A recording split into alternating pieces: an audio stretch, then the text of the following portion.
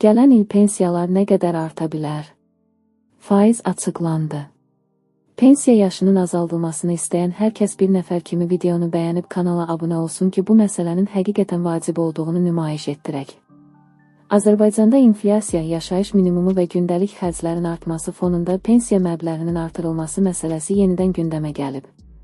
Bəs mövcud iqtisadi şərait nəzərə alınaraq orta pensiyanın əlavə şəkildə artırılması mümkündürmü?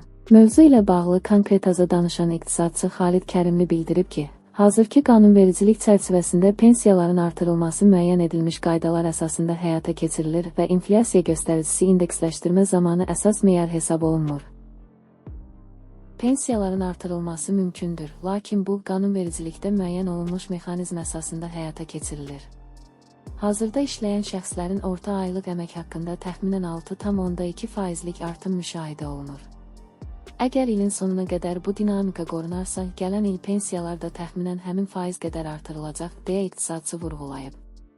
Xalid Kərimli qeyd edib ki, inflyasiya səviyyəsi və yaşayış minimumundakı dəyişikliklər pensiyaların indeksləşdirilməsi zamanı birbaşa nəzərə alınmır. Qanuna görə pensiyaların artırılması inflyasiya göstəricisinə deyil, əvvəlki ildə muzlu işləyən şəxslərin orta aylıq əmək haqqının artım tempinə əsaslanır. Hazırda qüvvədə olan mexanizm budur, deyə o əlavə edib.